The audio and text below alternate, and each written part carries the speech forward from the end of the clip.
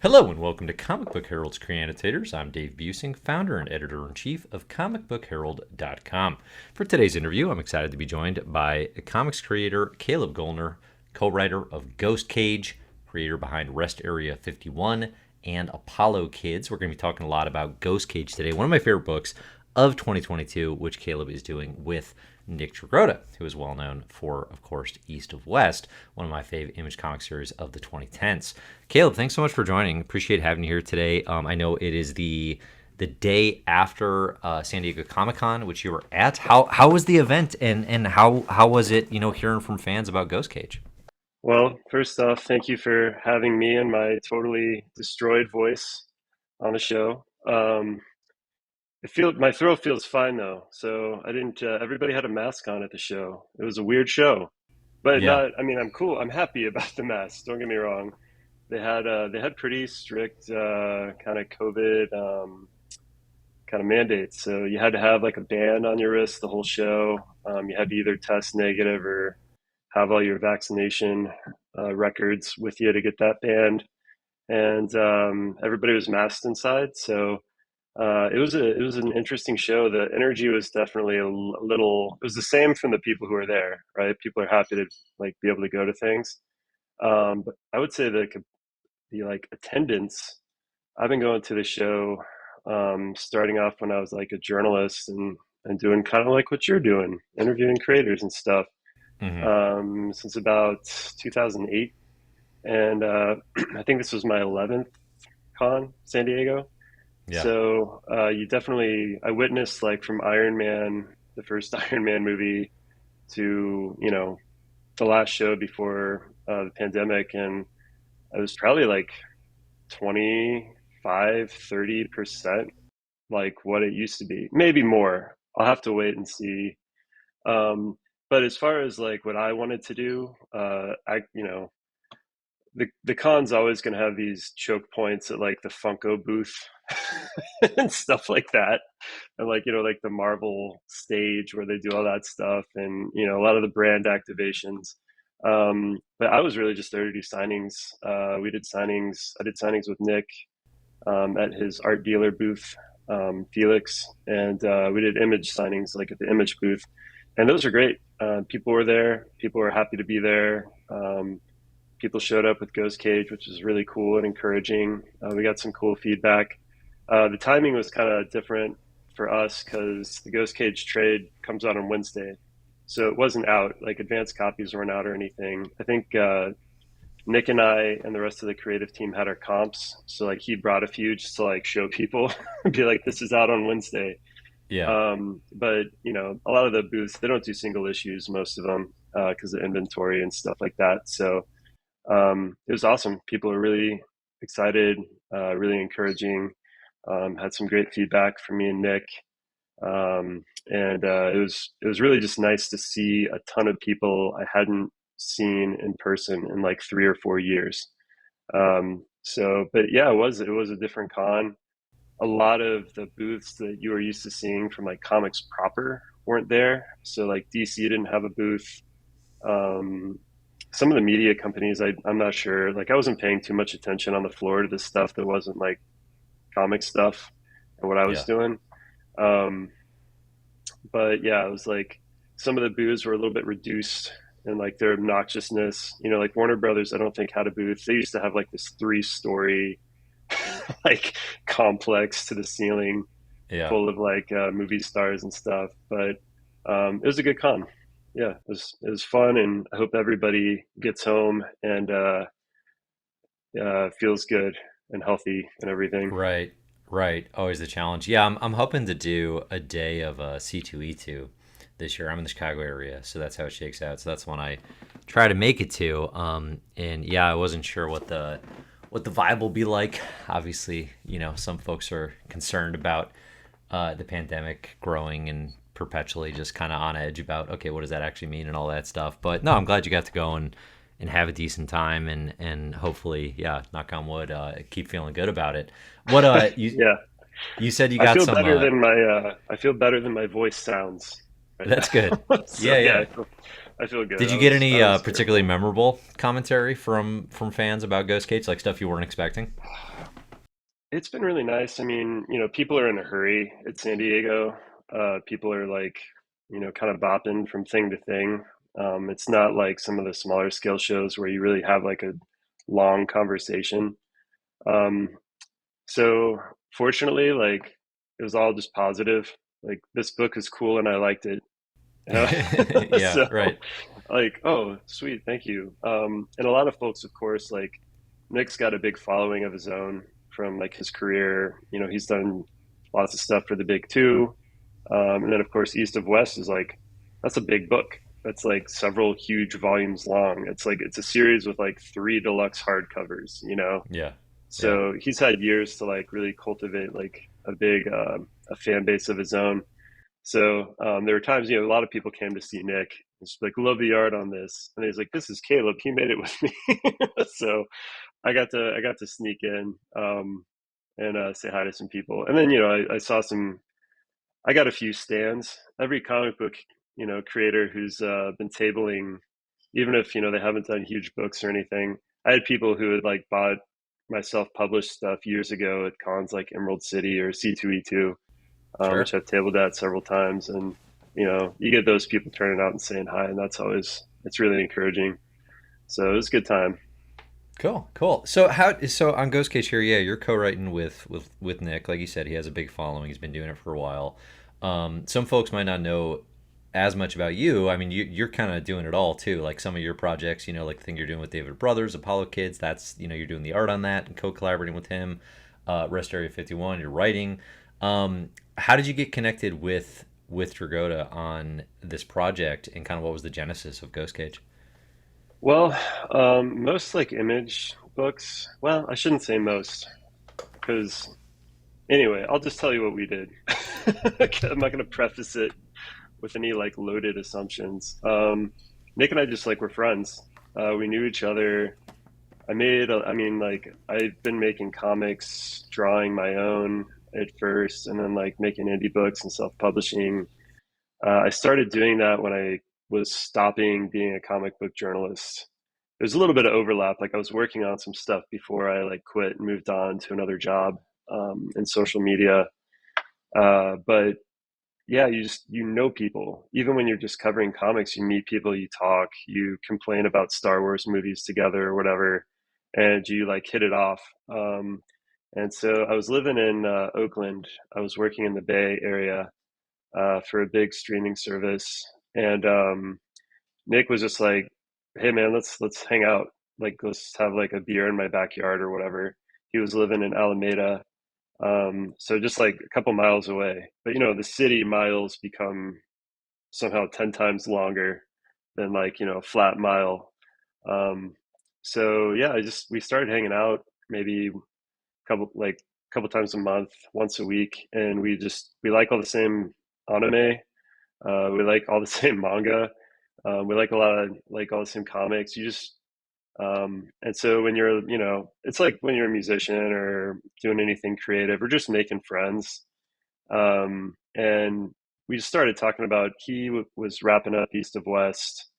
He had another comic that he thought about doing called Tramp, which I believe he still wants to work on at some point.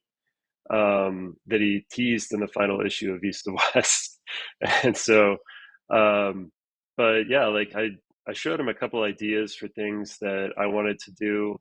And he kind of just like said, this one I think is really cool. Like, let's talk about this. And over time, we just kind of developed it. Since we were in the Bay, we were doing a lot of complaining about like how insane rent was and like how tech had like ruined the Bay while I was working in tech, of course. So it's like, um, and by the time I got to the Bay, it was already ruined. So yeah, it was kind of like, you form stuff like what kind of comic do you want to do as far as genre? I want to do sci-fi. I want to do action. I want to do like a fight comic. And then it's like, well, what's this comic really about, man? And Nick's a really good artist, like not just, putting lines on paper, but like he thinks like a storyteller and like an artist, like really passionately. So we just kept batting it back and forth. might have been for like a year before he ever drew anything. And then he did like a few pages and he got excited about it. And I was like, oh, Nick Dragotta wants to do a comic book with me. I need to keep him excited about this. Hmm. So yeah, he has like a really good relationship with Image, of course, from East of West and other things. And so when it came time to like pitch it, we talked to some people, and Image seemed like the right place for it. And so before I knew it, there was a comic in stores. So Yeah. it was really fun working with him. Co-writing with Nick was really fun. Uh, Nick like kind of wanted to work Marvel style ish. He had done that with Hickman on East of West. So he just Nick like really gets a vibe, and he really wants to like draw what he wants to draw, like what he really believes in, what he really thinks works on the page, and just like hits super hard. I was used to working full script up to that point. Like everything else I'd done, on my licensed comics, Ninja Turtles, did like a Power Rangers story, I did a bunch of Sonic the Hedgehog stuff. I did Rest Area 51. I did a bunch of indie comics, Task Force Rad Squad. That was all just me writing scripts, being a writer. And so this was like, I did write some full scripts, and then we started working like for more plots and just kind of like bullet points and beats. And then we'd go through. I'd do like a dialogue pass. Nick would give his feedback and input, and then David Brothers, who I did Apollo Kids with, he was our editor, and so he was like really like a tastemaker. If Nick and I were like this or this, David, he would kind of steer us in one direction or another. So super collaborative, really fun. I don't know if I'll ever like get to work on another comic the same way, because it just varies so much from creator to creator.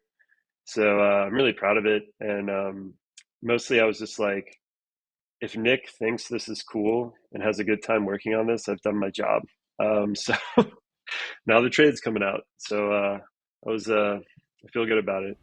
Yeah, that's cool. I mean, I think a lot of times that passion comes through in the work, and I think is a big part of what is connected with folks reading it is just like, yeah, it just feels like a giant fun manga or anime, like you said, where it's just like, yeah, it's just a big fight comic, in a way, but it, because we have this, for those who don't know, and I highly recommend reading it. Again, it's a favorite this year.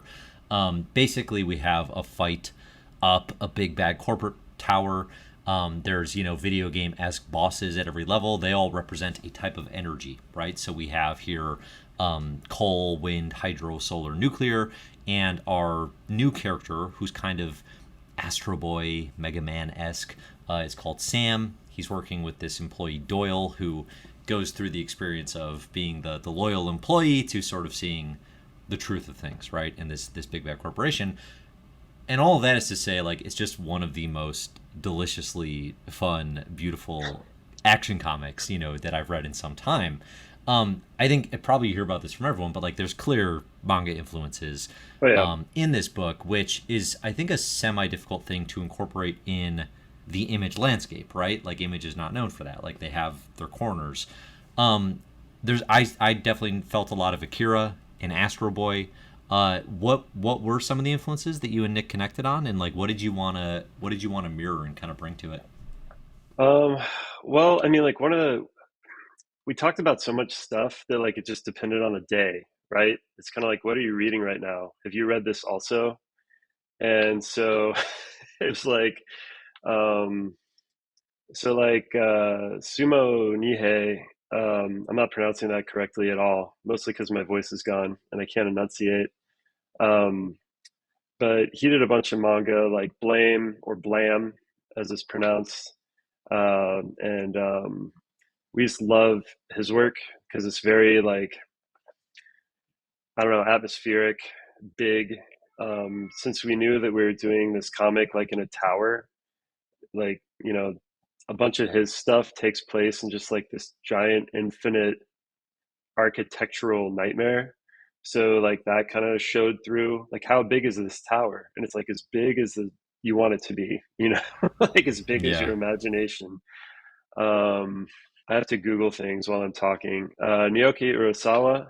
who did like Pluto, who did 20th Century Boys.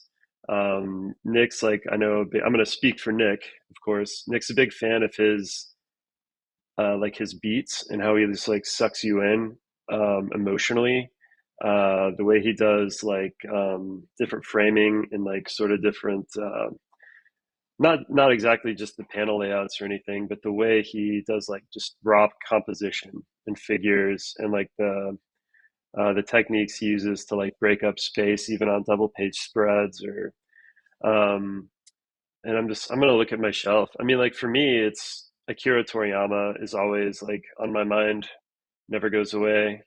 Dragon Ball. um this question, like I think about manga all day long and then somebody asks me um No, that's fine. I mean that's a good yeah, that's a good list. Inui from like Slam Dunk, that kind of Oh, okay. stuff. Yeah. Yeah, I'm super new to manga myself. I've only started like I've read a gazillion, traditional American superhero comics, but only in the past year and a half I've actually picked things up. And I read Pluto, which blew me away, Oh and yeah. I've been reading Slam Dunk, which is an absolute delight. I'm a big It's basketball fan, and just the style and the charm of it is just one of my favorite things. especially like that comic in 20 years, that'll be like my boomer comic because it's Yeah, like it's I mean it's about like it's like loving early 90s, mid 90s basketball like through a like sort of like this Japanese lens, but it still hits like at one point the main character in that story gets his first pair of Jordans, yep, and it's like a knight getting their sword to go on a quest. It's like this magical transformative moment, and like yeah, I remember when I got my first pair of Jordans, I didn't even play basketball, but I was like a kid and I was like, I am I'm a human now. I am like a member of the society yeah, because I have yeah. my first pair of Jordans. Um, so yeah, I mean like, but I love everything. I mean, I'm pausing now because I'm like searching. I want to make sure I name check enough manga creators that I seem totally legit. But like Rumiko Takahashi uh, from Ranma and like a million other comics I love, Mermaid Saga. Uh, I really just love like manga. I grew up reading superhero comics, of course, comic strips, like everybody. It's just kind of like a North American kind of vibe. And Dark Horse was doing manga around that time, and you started to like see corners of it in comic shops. And I remember I saw like a Goku action figure. I think it was 1996 in like this college town by where I lived. I didn't know what it was. I didn't even necessarily know it was from Japan. I just like it was perfect. This Mm, looks like how I want things to look.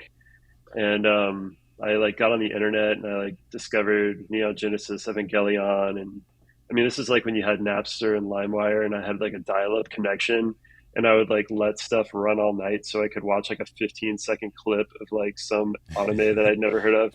15 I was hours like, later, you got oh it. Yeah. yeah, it was awful, but like I was just that into it, and it changed how I saw everything. Later on, I worked at a library from the time I was 15 to about 24. I had a bunch of jobs, and the recession hit in 2008, the like fall after I got out of college, or the winter after I got out of college too. And so I read, the library was really nice. I had access to anything. And so I read every kind of comic just nonstop. I was just like devouring everything: indie comics, Euro comics, bio comics, like educational comics. But along the way, like the thing that just like codified how I think about comics was definitely more like on the manga side. And I don't know, it just like it looked how like I don't know, it's like what kind of genres of music you like. Sometimes it has something to do with your like development, what you listen to as a kid, what your parents listen to, what your friends listen to, what was on the radio, what was on MTV, whatever it was. But at the same time, like you just like feel that spark, like when you just like instantly fall in love with something and you can't necessarily explain why until you go to therapy years later, you know, like Yeah. maybe you can trace it, but it's just like, oh, this is, or like you try to buy the food and you're like, well, I guess I like Brussels sprouts. I guess it's my new favorite food, whatever it is.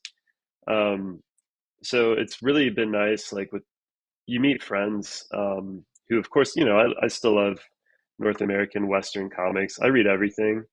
But yeah, like mangas, it's just like your vibe. It's just like the thing that gets you going and like inspires you more than anything else. Even if you're looking at everything else and appreciating everything else. So I just rambled for like 7 minutes, but I like manga, man.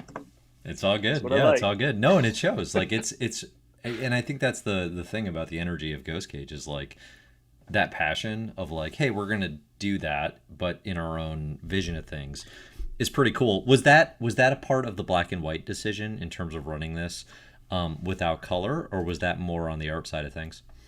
Yeah, I mean, I would have done whatever Nick wanted, like whatever he felt like the most excited about and the most complete about. And of course, Frank Martin Jr., he did all the colors for our covers, and like they look amazing.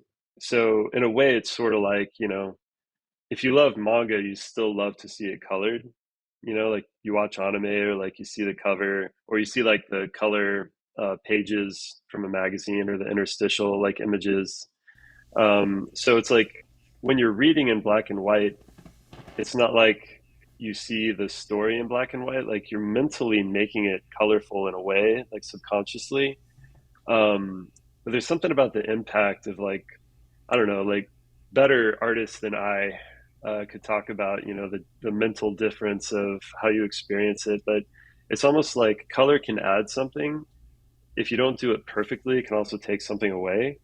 Yeah. And when you just have like the pure black and white lines and of course gradients and stuff, there's something just like so clean about it. It's sort of like, you can eat a pizza and like if it's good enough pizza, you don't want to put like any sauce on it. You're not like if you got Domino's, you might dip it in ranch or put honey on the crust or whatever. But like if you got like a good like or like a steak or like whatever you want to eat, it's like this is good. It's just got salt on it. It's just like good by itself. Or like an apple. There's something about that with black and white. And I think, Nick is so good at applying those tones and doing like gradients and like really focusing on like the spot blacks and just like the raw design of the page. Um, I think it just hits your brain, just like a perfect target. It just dances across your mind, and it's effortless to read it and to look at it. Like you don't even need to read the dialogue, and you can understand. Like you look at a double page spread, and you're just like, whoa. Um, so yeah, I mean, like I think he was excited for the challenge of just doing that and really executing that at like the highest level he could. And I mean, like I think he did an amazing job. The comparisons to stuff like Akira, I think anybody who draws anything, like if you get your artwork compared to Atomo, that's like the best compliment you get. You're doing all right. Yeah. So or one of them, so yeah, like we just thought it'd be cool. And then when you saw it on the first couple pages that he did, the first scene, it just felt like the total way to go. So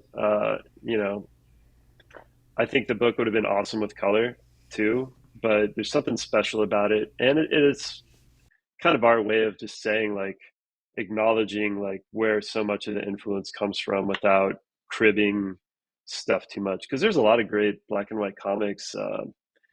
I used to read those Marvel Essentials, like that Yeah. they were doing in like the early 2000s, and I loved those. I mean, like I like the color and I like the old timey like printing effects and like how like all the dots and everything. But it was just really nice to just read like the first 10 years of like the biggest Marvel books that like Kirby and Ditko and people like that were doing.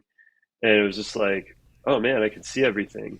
I'm not distracted by some of the things that used to make this look old to me. I'm doing air quotes for everybody who's just listening to the audio. Hmm. You could just see pure Kirby or whatever. And it's like, you get these artist edition books and stuff, or like Turtles was black and white, you know, Yeah. like the Eastman layered books and they had tons of screen tone and crazy stuff. So, um, yeah, it's manga, but it's also just that like kind of pure comics kind of thing that comes through and just like lights up your prefrontal cortex or wherever the pleasure sensors are. I can't remember my Yeah. brain zones right now. All I remember is amygdala, fear rage. That's ingrained with me There you from go. high Yeah, school, but see, it's not that one. I'm not fearful or furious about this book. It rules. No, thank the black and white heavens. totally works. Yeah, and I got into Marvel through those essentials as well in a lot of ways, and it was one of those things where it was like I knew they were in color, but I also didn't care.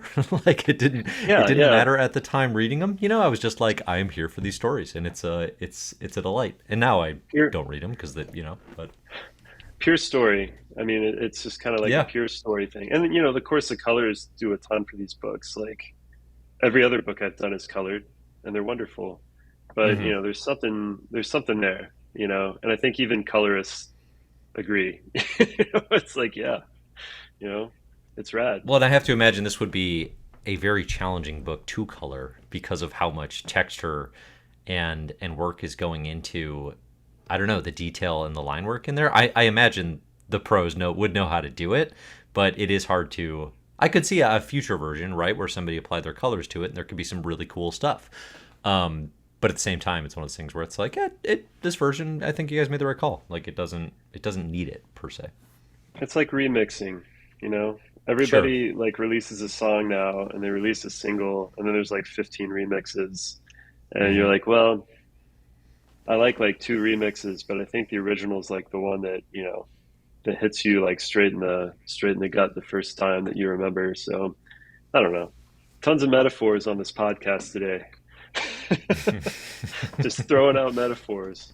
Yeah, no worries. Well, no, it's all good. How early in the process did you decide on the three oversized issues versus kind of your traditional, 6 22 pagers in a trade and that sort of thing?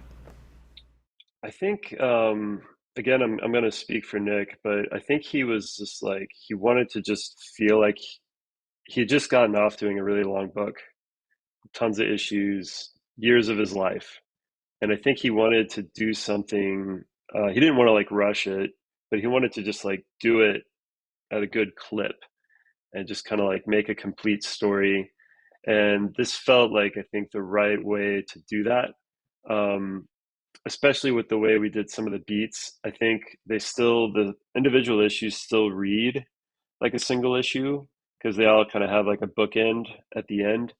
Um, I think my favorite way to, I think people will really like reading it as a trade though too. But I don't know if it would have felt the same if we would have done like 18 pagers or 22 pagers. Um, I don't know if we could have, especially that first issue. It's such a, it's such a first act of like a movie or something. And so like I think we just wanted to tell it in three acts, but we knew like three normal size, standard size issues wouldn't fit. Uh, but also, like we finished this book and we're like, that could have been 12 issues. Like, Sure. Yeah. but to get like just accomplish the vibe and to capture the energy, I think three oversized issues was probably like the best we could have done. It felt right every time we would end an issue. And I think now the trade really feels like it's got three clear like acts or movements. So um, yeah, I don't know. I don't know when we decided it. I feel like we kind of decided everything when we knew the book was going to happen for sure. We were like, oh, we have a deadline. Make some decisions. But we had talked about everything enough that uh, Nick, Nick just like I was like, well, you've got to do all this stuff, man. Like you got to do all the heavy lifting. You got to draw it all. So just like tell me what feels good, and like that's what we did. Yeah.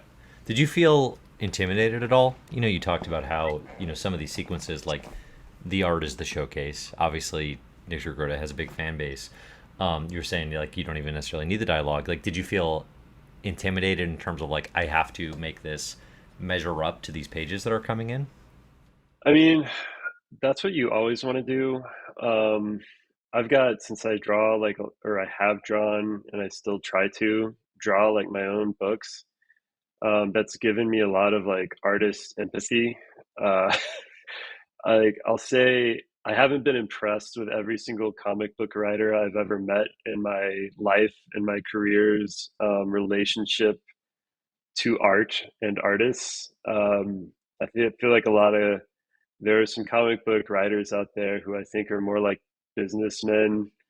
They're basically Karloff and Ghost Cage, and like I hate that shit. Can I cuss on here Yeah, you're fine. casually? Okay, you can bleep me if this is going out. I just hate that shit. I hate thinking like that.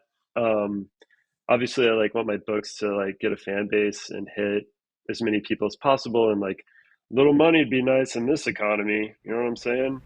Um, Yeah. but uh, so I don't know. I just like I want everything. Nick wanted to work sort of Marvel style, and he wanted to have like really steer it. And of course, he's co-writing, so he's going to have input on like every piece of dialogue, every plot point, the order of the story, and everything. So I wasn't really intimidated. Like I've done enough work in my career that I've been like, the first couple comics I made, I'd finish a script and I'd sort of like send it off, and like you get pages back when it's done and you read it, and I don't remember anything I write like at all after I send it away. Like I have to read it again to be like, oh yeah, I wrote this. That's wild, like because I'm busy and I got a day job, and I'm not. I remember Akira Toriyama. He did an interview with Jackie Chan. They like interviewed each other. This is back in like the '80s, and Jackie Chan asked him. He was like, "How do you come up with your stories?" And or a question to that effect. And Akira Toriyama just like leans back, and he was probably smoking a cigarette or something. And he was like, "I just try not to overthink it, right? I try not to think too hard about it." And so like I don't know. I've gotten to work with so many amazing artists and get to know so many amazing artists and learn from so many amazing artists that I have a lot of ideas just like all the time. And when you're collaborating, you just need to be flexible and respectful and be able to take some feedback. And that's at my day job too, and like marketing, copywriting, all that kind of stuff, journalism. So yeah, like somebody tells you like something sucks, it's like, cool, how about this? Here's some options, and you just keep doing that over and over. And if you're intimidated or you're worried about it too much, you just won't be able to. It'll just totally destroy your confidence. You won't want to do it. And so I don't know. Like I just try to just stay motivated. And I'm like, I wouldn't be having this conversation with like this artist if they didn't think I could like help them do this. So, uh, I mean, there's people I would be really intimidated of working with for sure, but not because I think I suck as a writer, but because they're grumpy. And it's like how, Yeah, yeah. but it would be like Frank Miller or somebody. I'd be like, I don't know, man. I don't know what he's gonna think of my like stupid, like like comic with like talking animals or whatever it is. Yeah. So, um, but I had a good relationship with Nick to begin with, and like the conversation started slow. So by the time we he started doing the art for it, I just felt good and motivated and like excited. But yeah, it can be intimidating for sure to um, find out you're working with certain collaborators, especially like editors too. Like because people have reputations and stuff. But I've been really lucky throughout my comics career so far. Everybody I've worked with has been like cool, and they've been like down. You know, and they know where I'm coming from because not every artist is like, or every writer is like as collaborative as others. And that can go for the whole creative team. So I just try to be cool and, just communicate and be open and pick people I know who can like work that way also. I've just been incredibly fortunate. So Nick did feel like sort of like a next step though, because he's, in my opinion, he's like a superstar artist. Like people love his stuff. Like he does commissions all the time because people just love his lines.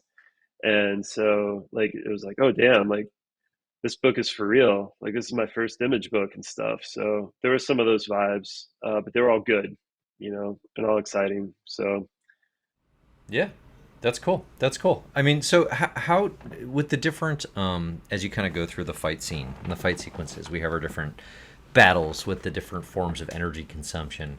And there's clear commentary, kind of social commentary, and really two things. Well, more than two, but the two big ones are kind of how much we're giving ourselves to corporations and kind of losing ourselves in that shuffle, which I think is more and more relatable daily through the pandemic. It seems like Oh yeah. a lot of people are definitely coming to a similar realization, and then also just the social commentary on, of course, climate change and different types of energy and kind of how those things are exploited. Um, I guess let me ask it this way. I'll just ask it directly. Like, what's the thinking behind mortoplasm and this Oh, fictional thing you create and turning our own behaviors into energy? Right? What's kind of the what do you want to get across there? I don't know. I mean, like I'm so I think about like sci-fi the way like it is portrayed in like a JRPG. Everything is extremely like codified and everything has a name and like it's a big branching system. I don't really like I try not to overthink world building. Like some people do that and then they try to put it like they're like, well, what's the story though? You got characters, you got a world.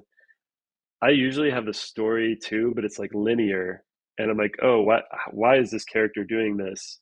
And sometimes instead of going, oh, because they love their family or whatever it is, I'm like, because of this secret chemical that was engineered 100 years ago and it was discovered in a relic. And I'm like, I'm doing this total like tinfoil hat stuff in my own universe. Yeah. Uh, so uh, Nick and I actually batted Mortoplasm around. There were several iterations of the story where like Mortoplasm was like could have almost been the star of the book, but it's Hmm. fake. It's like the ooze and Ghostbusters. Like I think Yeah. I was just programmed by like Ghostbusters, Ninja Turtles. There's always a magic ooze or something, or like so. I was like, well, I wanted to be able to explain Sam like changing sizes and like why he had to eat the other ghosts and stuff like that. And if they were actual ghosts or if we're just calling them ghosts. And like, I go pretty down, like, I like paranormal nonsense, at least like in theory. I like reading about like how people think about it and stuff. And so I just like, I had to have something in there like for me. Um, so yeah, that was pretty much it. I was probably just me like thinking about the ooze from Turtles or, you know, the canister of chemicals that blinded Daredevil or, you know, all that kind of stuff. I wanted just like a functioning, like silly, high concept sci-fi paranormal like thing in there. Yeah. Um, so yeah, I just like forced it into the story. I think we found like an elegant solution. Nick, one of the things Nick does best is he's like, dude, you can shoehorn this in, and like a lot of manga does shoehorn stuff in Oh yeah. anime, Sure. and like that's kind of what I like about it. It's like nonsense, and characters are very self-aware about it sometimes, depending on like the genre in the book. And I love stuff like that. It's just like it's complicated for the sake of being complicated, and it's a bit of a joke, but like it's still in the mix.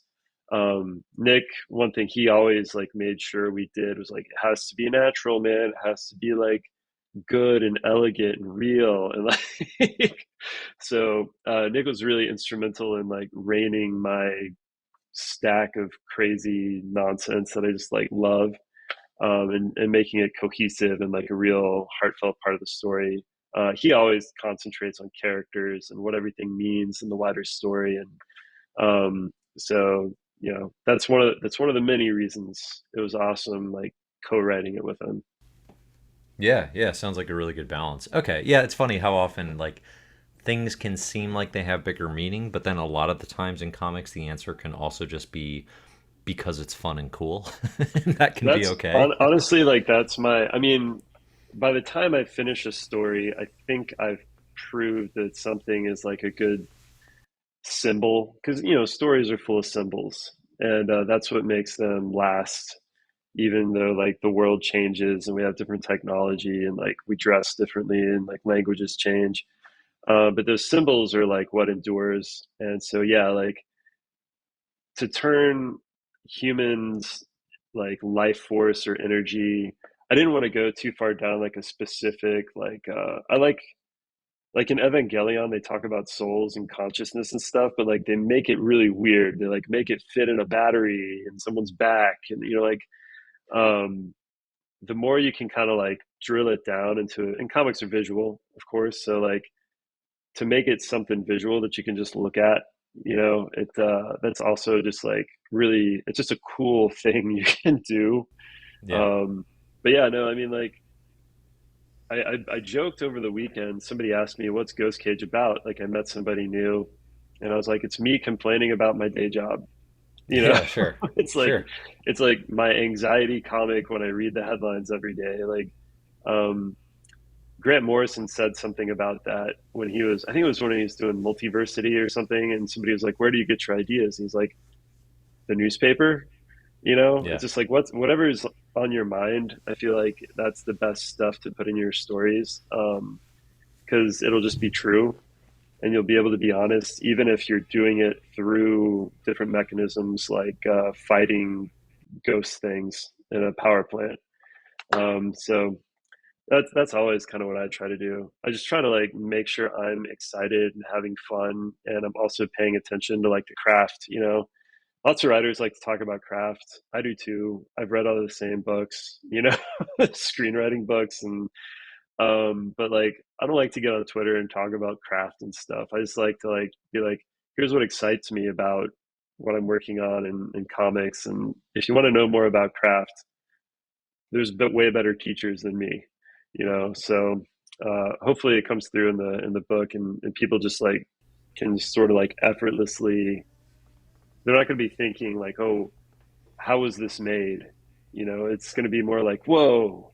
They're just going to feel like they just went on a roller coaster, and they're going to Yeah. be like, have a smile on their face. That's kind of how I like to do it when I can. Yeah.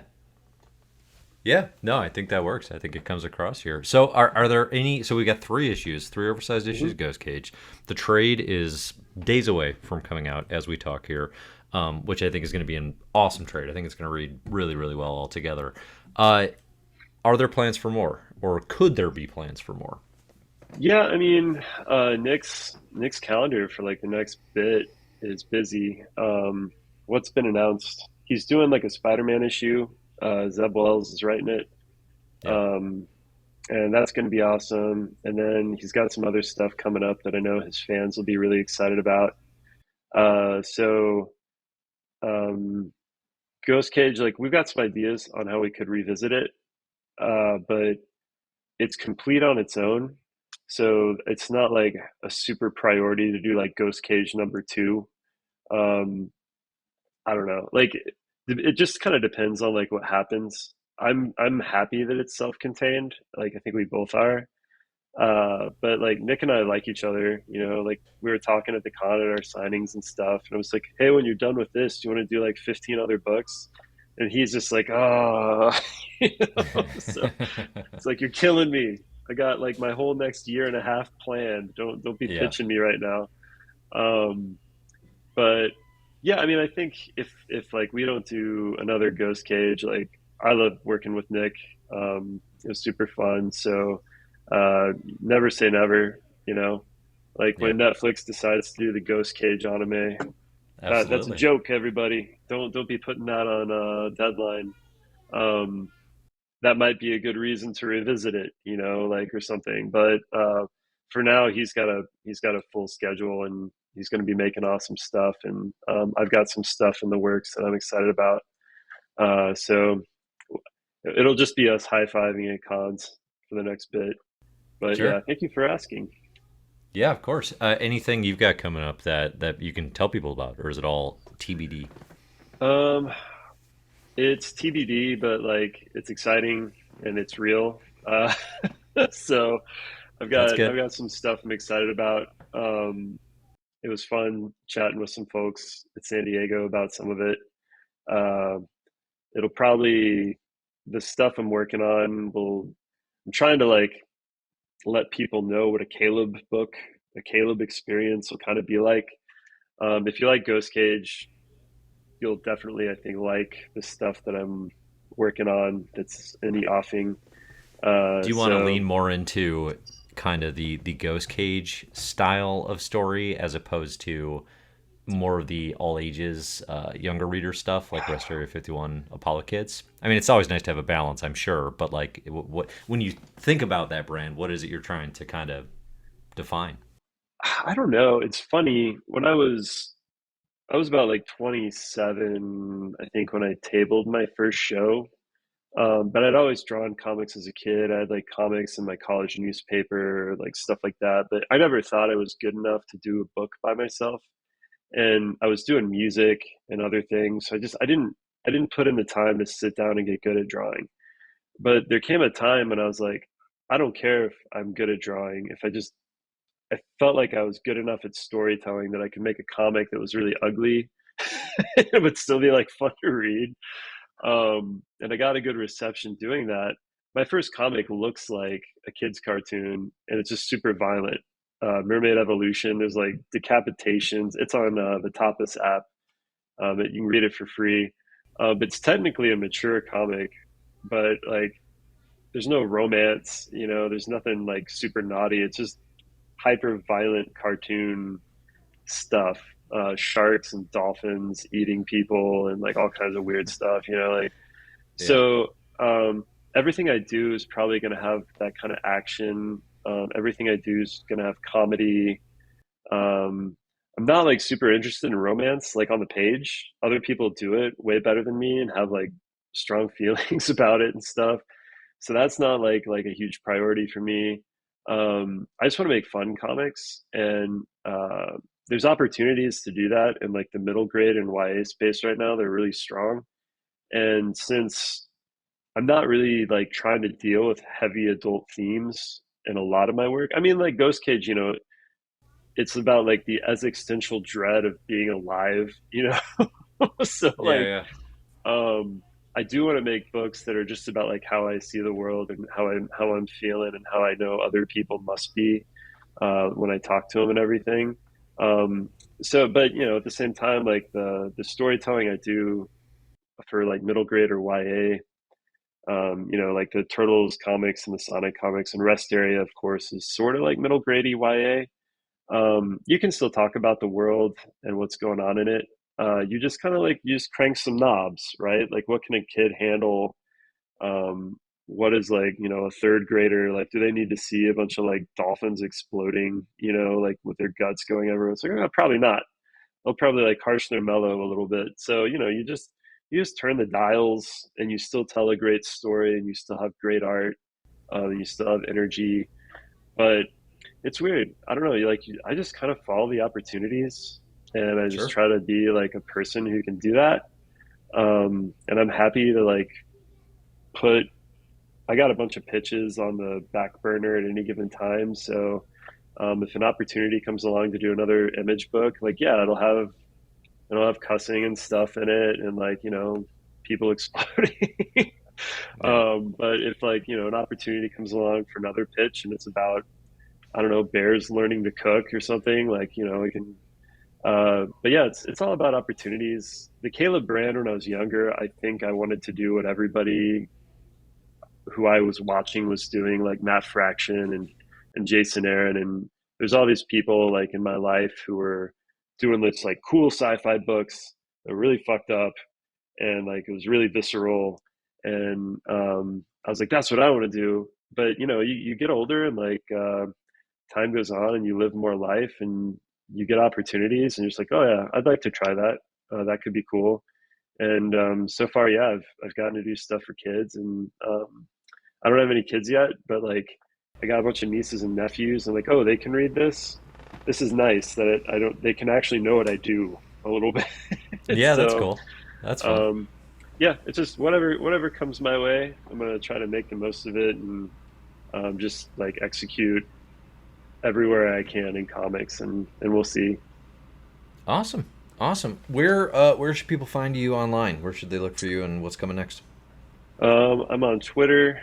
I know Twitter sucks, everybody, but it doesn't sound like Elon's going to make it any worse coming up. So you can find me there for now at Caleb Andrew. You can find me on Instagram at what's my Instagram handle? Green Ranger. like Green Ranger with Monde before that. You've got links and stuff, right? People can click Yeah, well, links. we can link Oh, to it in the show perfect. notes. Absolutely. Thank you. I'm not so good with the phonetics, spelling things out loud. Um, Yeah, yeah, those are like the two easiest places. I'm always talking about my work, and you can go to my website at calebgoellner.com, and it's cool. got my comic stuff and the other stuff I do for a living. So that's where you can find me. Thank you for asking. Good deal. Absolutely. So, Caleb, it's been a pleasure. I appreciate you taking the time. Everybody check out Ghost Cage. Again, links in the show notes, and it's definitely going to be one of our favorites at CBH for 2022. So, Caleb, thanks for your time. Yeah, thank you so much. Have an awesome day, everyone listening, listeners, audience.